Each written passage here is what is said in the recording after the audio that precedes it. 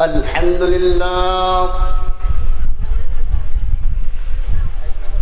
الحمد لله نحمده ونستعينه ونستغفره ونؤمن به ونتوكل عليه ونعوذ بالله من شرور أنفسنا ومن سيئات أعمالنا من يهده الله فلا مضل له ومن يضلله فلا هادي له ونشهد أن لا إله إلا الله وحده لا شريك له ونشهد أن سيدنا ومولانا محمدا عبده ورسوله أما بعد أعوذ بالله من الشيطان الرجيم بسم الله الرحمن الرحيم ولقد كرمنا بني آدم وحملناهم في البر والبحر ورزقناهم من الطيبات وفضلناهم على كثير ممن خلقنا تفضيلا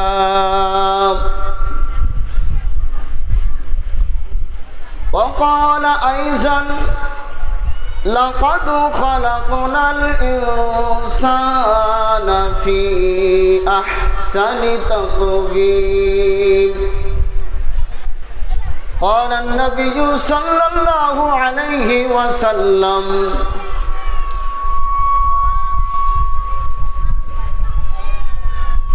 إن الدنيا خلقت لكم وإنكم خلقتم للآخرة وقال النبي صلى الله عليه وسلم من بنى لله مسجدا بنى الله له بيتا في الجنة أو كما قال عليه الصلاة والتسليم إن الله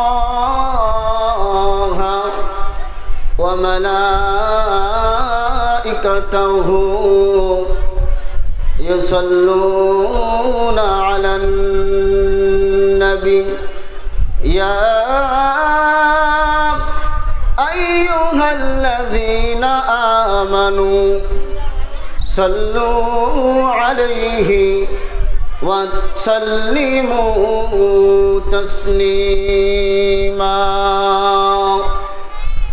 সকলে একবার দরুদ ইব্রাহিম পড়ুন اللهم صل على محمد وعلى آل محمد كما صليت على إبراهيم وعلى آل إبراهيم إنك حميد مجيد اللهم بارك على محمد وعلى آل محمد كما باركت على إبراهيم وعلى آل إبراهيم ইন্নাকা হামিদুম মাজিদ। আলহামদুলিল্লাহ। আজকের আয়োজিত সভার যোগ্যতম সভাপতি সাহেব, মুআজ্জাজ মুকাররম উলামায়ে কিরাম, হুফাজে কিরাম, কুররায়ে ইজাম,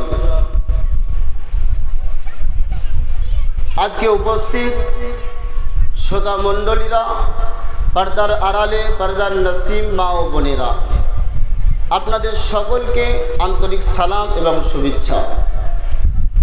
সর্বপ্রথম শুকরিয়া জ্ঞাপন করি সেই মহান আল্লাহ রব্বুল আলামিনের দরবারে, যিনি মহিয়ান গরিয়ান সর্বশক্তিমান সুনিপুণ শিল্পী, একছত্র অধিপতি, একক নিয়ন্ত্রক ও সুদক্ষ পরিচালক ও নিঃস্বার্থ প্রতিপালক, যিনি এক অদ্বিতীয়, অনাদি, অসীম, অপরূপ, অতুলনীয়, যিনি পবিত্র, সর্বদ্রষ্টা, সর্বশ্রোতা, সর্বস্রষ্টা, সর্বজ্ঞ, সর্বগুণে গুণান্বিত, যিনি আমাকে আপনাদের সকলকে বড় ভালোবেসে মহব্বত করে রহম ও করম করে বিভিন্ন কাজকর্ম থেকে ফারিক করে একটি পবিত্র মজলিসে আসার বসার সুযোগ করে দিয়েছেন।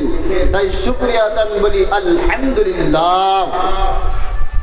তারপরে পরে যার স্থান বিশ্বকবি, বিশ্ব নেতা, সৃষ্টির সেরা জনাবে মুহাম্মদুর রাসূলুল্লাহ সাল্লাল্লাহু আলাইহি ওয়াসাল্লামের উপর লক্ষ কোটি দরুদ ও সালাম বর্ষিত হোক, বলেন আল্লাহুম্মা আমিন। এই গ্রামের হাফেজ আলমগীর তিনি একটি বক্তব্য রাখছিলেন যে মানুষ কেন আশরাফুল মাখলুকাত। এই টপিককে কেন্দ্র করে ইনশাআল্লাহ আমি বক্তব্য রাখব। আল্লাহ সুবহানাহু তাআলা বলছেন, ওয়ালাকাদ কাররামনা বানি আদামা ওয়া হামালনাহুম ফিল বাররি ওয়াল বাহরি ওয়া রাযাকনাহুম মিনাত তাইয়্যিবাতি ওয়া ফাজ্জালনাহুম আলা কাসিরিন মিম্মান খালাকনা তাফজিলা। আল্লাহ সুবহানাহু তাআলা বলছেন, আমি মানুষকে সম্মান দান করেছি এবং তার চলাচলের জন্য জলে স্থলে যানবাহন দান করেছি, পবিত্র রিজিক দান করেছি এবং সমস্ত সৃষ্টির উপর শ্রেষ্ঠত্ব দান করেছি। এই আয়াতের দ্বারাই সুস্পষ্টভাবে আমরা বুঝতে পারি আল্লাহ সুবহানাহু তাআলা মানুষকে আশরাফুল মখলুকাত করে দুনিয়াতে পাঠিয়েছেন, শ্রেষ্ঠ মখলুক করে দুনিয়াতে পাঠিয়েছেন। তাই বলি আলহামদুলিল্লাহ। আচ্ছা বলুন তো, আল্লাহ যে মানুষকে শ্রেষ্ঠ করে দুনিয়াতে পাঠিয়েছেন কেন?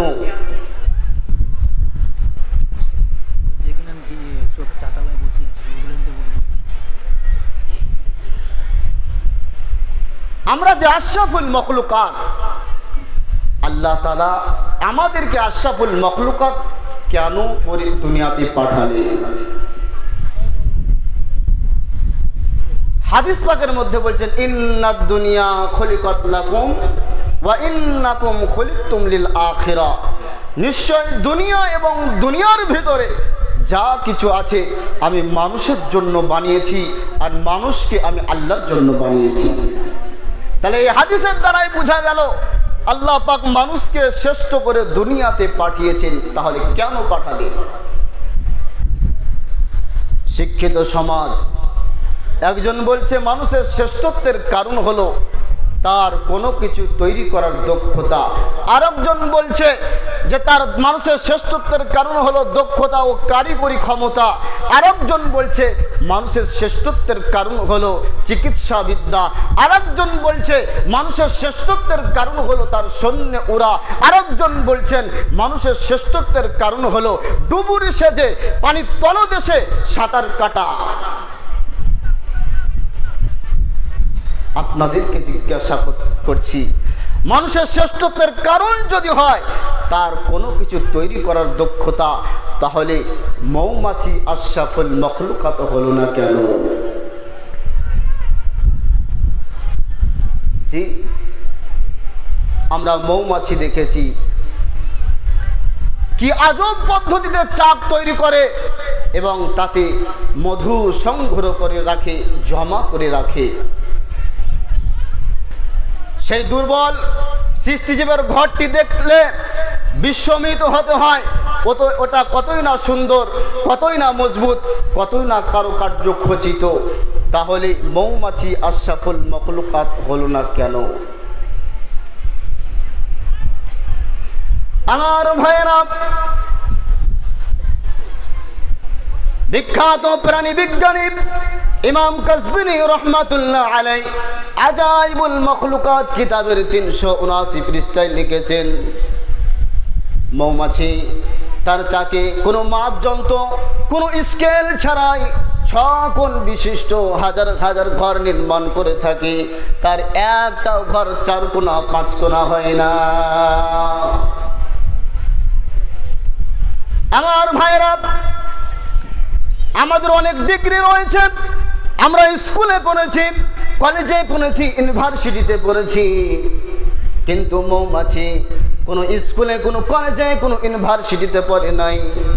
আল্লাহ রাব্বুল আলামিন এমন বুদ্ধি দিয়েছেন, কোনো মাপযন্ত্র ছাড়াই আজব পদ্ধতিতে 6 কোণ বিশিষ্ট হাজার হাজার ঘর নির্মাণ করে থাকে।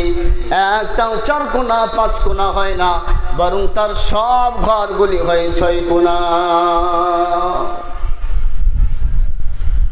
বিখ্যাত প্রাণী বিজ্ঞানী আরো বলছেন, তার 6 কোণ বিশিষ্ট ঘরের প্রত্যেকটি কোণ হয় সমান সমান, একটাও বেঁকা টেরা বা গোলাকার হয় না, যাতে করে গোটা চাকের মধ্যে যেন সামান্যতম খালি জায়গা না পড়ে থাকে, বেশি বেশি মধু সংগ্রহ করে রাখতে পারে। আমার ভাইয়েরা, মৌমাছি তার ঘর 4 কোণা 5 কোণা বা গোলাকার তৈরি করে না কেন? বর্তমান যুগের ইঞ্জিনিয়ার ও প্রযুক্তি বিজ্ঞানীরাও তা ভেবে অবাক না হয়ে পারে না যে মৌমাছির এত দক্ষতা বুদ্ধি থাকা সত্ত্বেও মৌমাছি আশরাফুল মখলুকাত হলো না কেন? আল্লাহ পাক রব্বুল আলামিন কোরআনুল কারীমের ভিতরে 114টি সূরা নাজিল করেছেন। তার ভিতরে আমার আল্লাহ পাক রব্বুল আলামিন একটি সূরা মৌমাছির নামে অবতীর্ণ করেছেন, যে সূরাটির নাম হলো সূরাতুন নাহল। নাহল মানে হচ্ছে মৌমাছি। আল্লাহ রাব্বুল আলামিন এই সূরার 68-69 নম্বর আয়াতে আল্লাহ পাক তুলে ধরছেন, ওয়া আওহা রাব্বুকা ইলান নাহলি আনিত্তাখিযি মিনাল জিবালি বুয়ুতাও ওয়া মিনাশ শাজারি ওয়া মিম্মা ইয়ারিশুন সুম্মা কুলি মিন কুল্লিস সামারাতি ফাসলুকি সুবুলা রাব্বিকি যুলুলা ইয়াখরুজু মিন বুতুনিহা শারাবুম মুখতালিফুন আলওয়ানুহু ফীহি শিফাউল লিন্নাস ইন্না ফী যালিকা লাআয়াতিল লিকাওমিন ইয়াতাফাক্কারুন। আমার আল্লাহ পাক রব্বুল আলামিন মৌমাছির জ্ঞান, মৌমাছির বুদ্ধি আল্লাহ পাক কোরআনুল কারীমের ভিতরে তুলে ধরেছেন।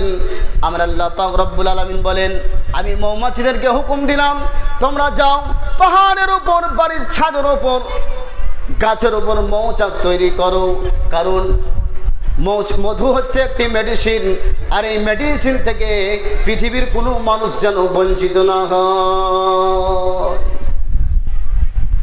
শুধু কি মধু ভারতবর্ষের মানুষ খায়? আফ্রিকার মানুষেরা খায়? শুধু কি এই মধু সৌদি আরবের মানুষেরা খায়? না। আমার আল্লাহ পাক রব্বুল আলামিন মৌমাছিদেরকে হুকুম দিলেন, যাও তোমরা বাড়ির ছাদে, পাহাড়ের উপর, গাছের উপর চাক তৈরি করো, যাতে করে মধু নামক মেডিসিন থেকে পৃথিবীর কোনো মানুষ বঞ্চিত না হয়ে যায়। পৃথিবীর কোন মানুষ যেন এই মধু নামক মেডিসিন থেকে বঞ্চিত না হয়। আমার আল্লাহ পাক রব্বুল আলামিন কোরআনুল কারীমের ভিতরে আরো বলছেন সুম্মা কুলি মিন কুল্লিস সামারাতি ফাসলুকি সুবুলা রাব্বিকি যুলুলা ইয়াখরুজু মিন বুতুনিহা শারাবুম মুখতালিফুন আলওয়ানুহু ফীহি শিফাউল লিন্নাস। আমার আল্লাহ পাক রব্বুল আলামিন মৌমাছিদেরকে বললেন, ও মৌমাছিরা, তোমাদের যখন চাক তৈরি হয়ে যাবে, তোমরা বিভিন্ন রকম ফল ফুল থেকে রস সংগ্রহ করো। রস সংগ্রহ করা যখন হয়ে যাবে, আমি আল্লাহ রব্বুল আলামিনের নির্দেশিত পথ অবলম্বন করো। তোমাদের যখন রস সংগ্রহ করা হয়ে যাবে, আমি আল্লাহ রব্বুল আলামিনের নির্দেশিত পথ অবলম্বন করো। মুফাসসিরিনে কেরামগণ বলছেন, আল্লাহ সুবহানাহু তাআলা মৌমাছিদেরকে এমন স্মরণ শক্তি দিয়েছে, তারা যে পথ ধরে যাবে পুনরায় সেই পথ ধরে আবার নিজের বাসায় ফিরে আসবে, তারা পথ ভুলে না। আমরা মানুষ, আমরা কত জায়গায় রাস্তা ভুলে যাই। এই কয়েকদিন আগে মুর্শিদাবাদ বেলডাঙ্গায় জলসা ছিল, সেখান থেকে প্রোগ্রাম করে ফিরছি, তো আস্তে আস্তে ড্রাইভার বলছে, জি মনে হচ্ছে পথ আমরা ভুল করে ফেলেছি। আমি বললাম, আমাকেও তাই মনে হচ্ছে, কারণ আমি আগে বলি নাই, সে ড্রাইভার আমাকে বলছে। কারণ ড্রাইভার যারা হয় দেখবেন তাদের স্মরণ শক্তি একটুকু বেশি হয় প্যাসেঞ্জারের থেকে, কারণ তারা ড্রাইভার করে নিয়ে যায়, চালিয়ে নিয়ে যায়, এই জন্য তাদের স্মরণ শক্তিটা একটু বেশি হয়। আমার ভাইরা, আমরা মানুষ, আমাদের ভুলে যাওয়ার সম্ভাবনা রয়েছে, কিন্তু আমার আল্লাহ পাক রব্বুল আলামিন মৌমাছিকে এমন স্মরণ শক্তি দিয়েছে, পৃথিবীর যেই প্রান্তে যাক না কেন তারা কোনোদিন রাস্তা ভোলে না, কোনোদিন ভোলে না। তারপরে আল্লাহ পাক বলছেন, ইয়াখরুজু মিন বুতুনিহা শারাবুম মুখতালিফুন আলওয়ানুহু ফীহি শিফাউল লিন্নাস। আল্লাহ পাক বলছেন, তার পেট থেকে নানান রঙের রং বিরঙের রস নির্গত হয়, যা গোটা পৃথিবীর মানুষের জন্য রয়েছে শিফা। বলুন সুবহানাল্লাহ। একজন সাহাবী আসলেন, ইয়া রাসূলুল্লাহ, আমার ভাইয়ের পেটের সমস্যা। আল্লাহর নবী সাল্লাল্লাহু আলাইহি সাল্লাম বললেন, যাও মধু পান করাও। সেই ব্যক্তি গেলেন এবং তার ভাইকে মধু পান করালেন। এসে বললে, ইয়া রাসূলুল্লাহ, পেটের সমস্যা আরো বেড়ে গেছে। আল্লাহর নবী সাল্লাল্লাহু আলাইহি সাল্লাম বলছেন, যাও আবার মধু পান করাও। সেই ব্যক্তি গেল, তার ভাইকে মধু পান করালো। বলে, ইয়া রাসূলুল্লাহ, পেটের সমস্যা আরো বেড়ে গেছে।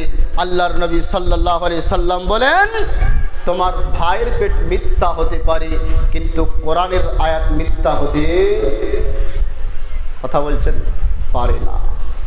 পারে,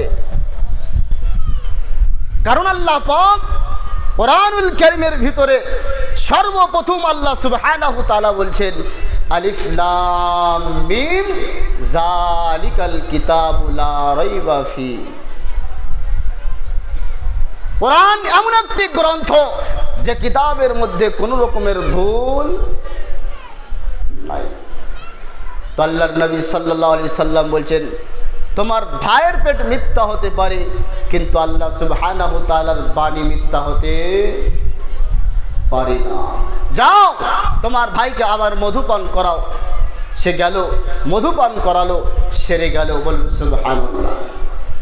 কারো যদি ডায়রিয়া হয়, হাদিসের মধ্যে এসেছে, কারো যদি ডায়রিয়া হয়, যদি মধুপান করায়, রাসূল বলছেন ভালো হয়ে যাবে। কারো যদি ঠান্ডা লেগে থাকে, নবীজি সাল্লাল্লাহু আলাইহি সাল্লাম বলছেন তাকে মধুপান করাও, ভালো হয়ে যাবে। আমার ভাই, আল্লাহ সুবহানাহু ওয়া তাআলা বলছেন, ফিহি শিফাউল লিন্নাস। মধু এমন একটি মেডিসিন যা গোটা পৃথিবীর মানুষের জন্য রয়েছে শিফা।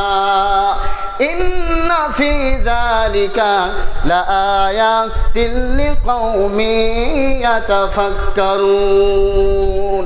নিশ্চয় এই মৌমাছির মধ্যে গবেষণাকারীদের জন্য রয়েছে নিদর্শন। আমি আপনাদেরকে বলছিলাম যে মৌমাছি আশরাফুল মখলুকাত হলো না কেন?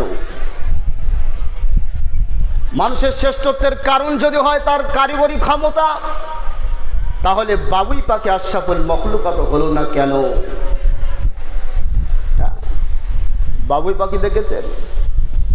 বাসা, আমরা তাল গাছে কত বাসা ঝুলতে দেখেছি। প্রাণী বিজ্ঞানী বলছেন যে একজন গৃহস্থ জমিদারের বিশাল বাসভবনে যা কিছু থাকে, বাবুই পাখির ছোট্ট একটি বাসায় তার সব কিছু থাকে, তাও আবার আজব পদ্ধতিতে। বলে সুবহানাল্লাহ। আপনাদের কাছে প্রশ্ন আমার, আচ্ছা পৃথিবীর কোনো মানুষ বাবুই পাখির মতো একটি বাসা তৈরি করতে পারবে? বলুন, পারবে না। তাহলে বাবুই পাখি আশরাফুল মখলুকাত হলো না কেন? বাবুই পাখি দোষ করলো কি? আমার ভাইরা, মানুষের শ্রেষ্ঠত্বের কারণ যদি হয় তার চিকিৎসা বিদ্যা, তাহলে বহু প্রাণী তো চিকিৎসা বিদ্যায় মানুষের চেয়ে কম না। প্রাণীরাও চিকিৎসা বিদ্যা জানে, পশুরাও জানে। জি, একটা ঘটনা বলি। ঘটনাটি হুকুক ও ফারাইজ নামক কিতাবে লেখা আছে। ঘটনাটি হলো পাকিস্তানের পেশোয়ার শহরের কোনো একটি এলাকায়। তো সেই গ্রামে হনুমানের উপদ্রব এত বেড়ে গেছিল যে মানুষ পেরেশান। আমাদের এলাকায় হয়, তাই না? না, মহেশপুরের বাজারে একজন বেচারি কলা বিক্রি করছে, কোথা থেকে হনুমান এসে সমস্ত কলাগুলো নিয়ে পালিয়ে গেছে। তো হনুমানের উপদ্রব এত বেড়ে গিয়েছিল যে তাদের চলাচলের সমস্যা দেখা দিল। তারা রাস্তাঘাটে চলাফেরা করতে পারে না। কি করা যায়? পাকিস্তানের একজন বড়লোক গৃহস্থ মানুষ ছিল, সে একটি উপায় বার করলো। কি? সবকে মেরে দেব। সে বাজারে গেল, আটা কিনেছে, বিষ কিনেছে। আজকে কি করে জ্বালাইকে দেখবো হনুমানে। সে রুটি তৈরি করে রুটির মধ্যে বিষ মাখিয়ে দিয়েছে, ছাতের ওপর ছড়িয়ে দিয়েছে। দেখি কত জ্বালায়। রুটিগুলো ছড়িয়ে দেওয়ার পর সে চিলকোটা থেকে সব দেখছে কি করে। কিছুক্ষণ পর দেখলো যে জঙ্গল থেকে একদল হনুমান এসে হাজির। রুটিগুলো একত্রিত করলো, রুটিগুলো শুংলো এবং তারা কি যেন মাসোয়ারা করলো, আবার জঙ্গলে ফিরে চলে গেল। মালিক চিন্তা করছে কি ব্যাপার, রুটিগুলো খেলো না কেন? হ্যাঁ,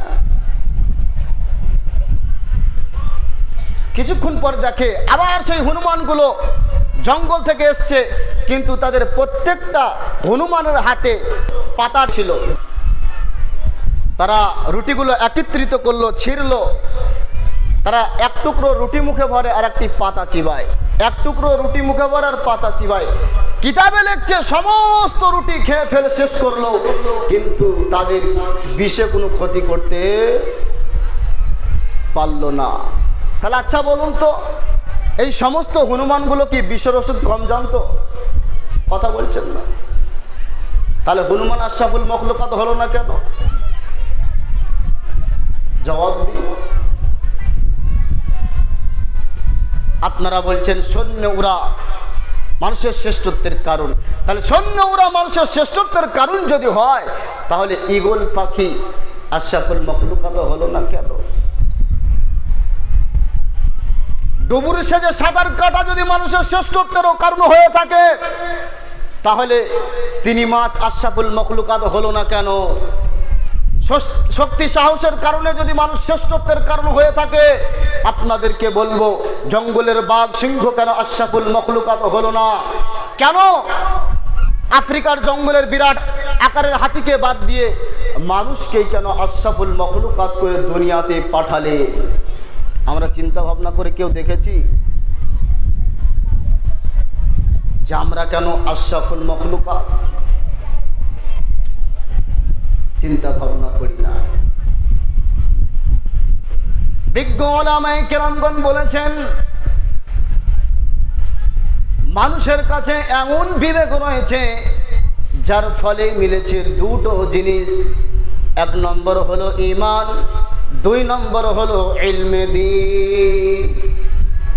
কিতাবে লিখছেন এই দুটো গুণের কারণে আল্লাহ সুবহানাহু ওয়া তাআলা মানুষকে আশরাফুল মখলুকাত করে দুনিয়াতে পাঠিয়েছেন। এক নম্বর হলো ঈমান, দুই নম্বর হলো ইলমে দ্বীন।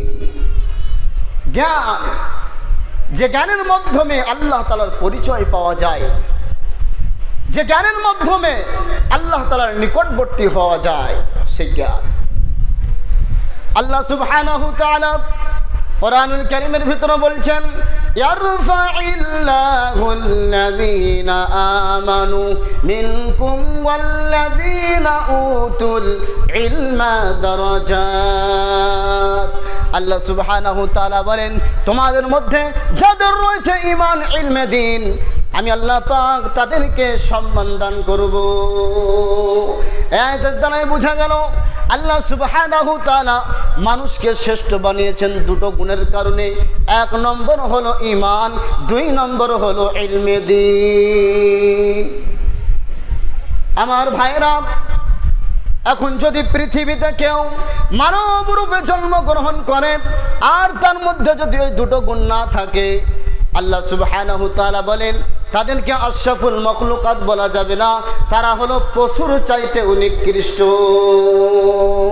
আমার আল্লাহ পাক কোরআনুল কারীমের ভিতরে বলছেন, ওয়ালাকাদ জারানা লিজাহান্নামা কাসীরাম মিনাল জিন্নি ওয়াল ইনসি লাহুম কুলুবুন লা ইয়াফকাহুনা বিহা ওয়া লাহুম আ'য়ুনুন লা ইউবসিরুনা বিহা ওয়া লাহুম আযানুন লা ইয়াসমাউনা বিহা উলাইকা কাল আনআম বাল হুম আযাল্লু উলাইকা হুমুল গাফিলুন। আমার আল্লাহ পাক রব্বুল আলামিন কোরআনুল কারীমের ভিতরে জানিয়ে দিলেন, ওয়ালাকাদ জারানা লিজাহান্নামা কাসীরাম মিনাল জিন্নি ওয়াল ইনসি লাহুম কুলুবুন লা ইয়াফকাহুনা বিহা ওয়া লাহুম আ'য়ুনুন লা ইউবসিরুনা বিহা ওয়া লাহুম আযানুন লা ইয়াসমাউনা বিহা। আল্লাহ পাক শোনাচ্ছেন, আমি কিয়ামতের দিন অসংখ্য জিন জাতিকে, মানুষকে জাহান্নামের মধ্যে নিক্ষেপ করব। কারণ আমি আল্লাহ পাক রব্বুল আলামিন তাদেরকে হৃদয় দিয়েছিলাম, শ্রবণ শক্তি দিয়েছিলাম, চক্ষু দান করেছিলাম, কিন্তু তারা চোখ দিয়ে দেখে, কান দিয়ে শুনে, হৃদয় দিয়ে চিন্তা ভাবনা করে নাই। আল্লাহ পাক রব্বুল আলামিন বলেন, আমার মখলুককে নিয়ে, আমার সৃষ্টিকে নিয়ে গবেষণা করেছে, আসমানকে নিয়ে গবেষণা করেছে, জমিনকে নিয়ে গবেষণা করেছে। আল্লাহ পাক বলেন চন্দ্র সূর্য নক্ষত্রকে নিয়ে গবেষণা করেছে, কিন্তু এই চন্দ্রকে তৈরি করলো, নক্ষত্রকে তৈরি করলো, সূর্যকে তৈরি করলো, আসমানকে সৃষ্টি করলো, জমিনকে কে সৃষ্টি করলো, বান্দা একবারও জানার চেষ্টা করে নাই। আল্লাহ পাক শোনাচ্ছেন, ইন্না ফি খালকিস সামাওয়াতি ওয়াল আরদি ওয়া ইখতিলাফিল লাইলি ওয়ান নাহারি লাআয়াতিল লিউলিল আলবাব। নিশ্চয় আসমান সৃষ্টির ব্যাপারে, জমিন সৃষ্টির ব্যাপারে, রাত দিন পরিবর্তন করার ব্যাপারে গবেষণাকারীদের জন্য রয়েছে নিদর্শন।